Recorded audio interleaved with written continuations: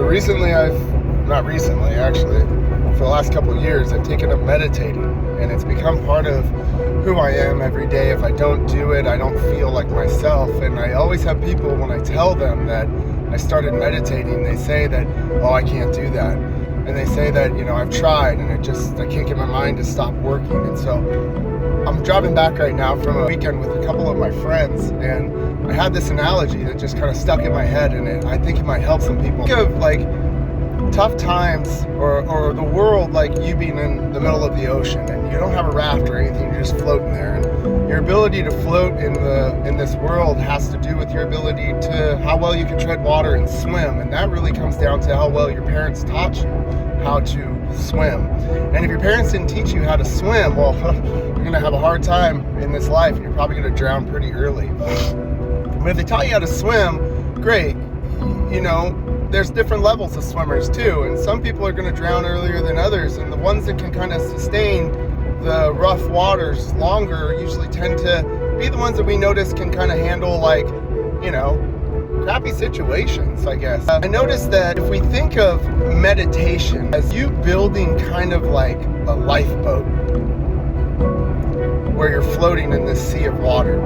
And at first, when you try to meditate the first time, it's like somebody just threw you a plank of wood for you to, oh God, at least I got this plank of wood, but man, this isn't really helping at all. If the seas get really rough and you try to meditate, or in this instance, hold on to that plank of wood, it almost feels like, what's the point? This thing is almost distracting me or being more of a harm than it is actually good. Like I should just get rid of this. I was doing better on my own, right? But if you stick with it and you ride the rough seas out, and you notice that, well, hey, no, this thing did help me there, then maybe you do it again. And the next time that you do it, instead of having a plank of wood, now you got like a little lifeboat, and the seas were still really rough, and there were still all these thoughts in your head, and the meditation session didn't feel very good at all, right? You were just like, God, but it was easier than the last time, and I guess, right? It still sucked. It still was in this lifeboat in these rough seas, and it was awful. And those rough seas really represent like rough times in our lives, and you can think of a calm sea as calm times in our lives. They're when things are going great. It allows us, when those rough seas come, to kind of build a bigger boat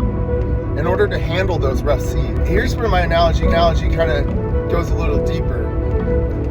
Imagine that I'm a surfer, and so when you go surfing and there's a wave coming to crash as you're paddling out, we do a duck dive, and you dive your board down under the wave because the surface is so rough that trying to go over that would be really hard. And that's kind of what we do in life, is that we kind of try to like ride over all these waves. We just get pummeled by everything. And I realize that when I meditate, I'm building a boat, but what I'm really doing is during those crazy rough seas times is I'm diving down under.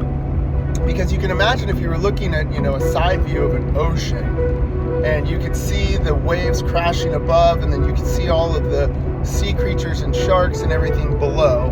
Well, as you dive deeper down, the ocean becomes calm underneath those rough seas, and the deeper you dive, well, the more serene and calm it is. So the deeper I can take myself into meditation, the calmer I get. And as I build my bigger boat, so every time I meditate, I'm building a bigger boat, and I'm getting able to go deeper down, and being able to hold my breath for longer, and being able to ride out these rough seas for longer, using meditation as my tool, to the point where I don't have to meditate every single time something bad happens. I'm not like, oh, I gotta breathe and sit here and here we go, and I gotta go on my walks and I gotta do whatever.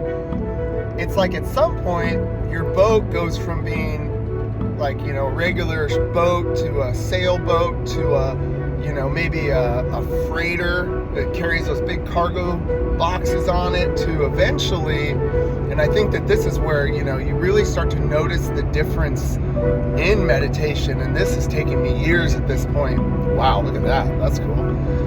Is that eventually your boat becomes like an aircraft carrier with all of these like planes and helicopters on it. And when the seas start to get really rough, instead of having to go meditate and dive down underneath, just get in your helicopter and you fly above all that shit. You're like, man, I'm up here, you guys are all down here, vibrating at this level, feeling like crap, having toxic gossip conversation, blah, blah, blah, drinking, doing all this stuff, staying up late, eating like crap, not exercising, and I'm up here watching all of that chaos, because when you're in an airplane and you're flying over the ocean, it all looks the same. Regardless of if there's 100-foot waves below you or there's little tiny ripples, you don't really notice when you're flying up here, right? And so I noticed that the more that I meditate, the more that like a tough situation comes up and I just kind of get in my helicopter, fly above it until the seas come down, and then I just bring, but I've established such a normal, habitual ritual every day of meditating that it's like now,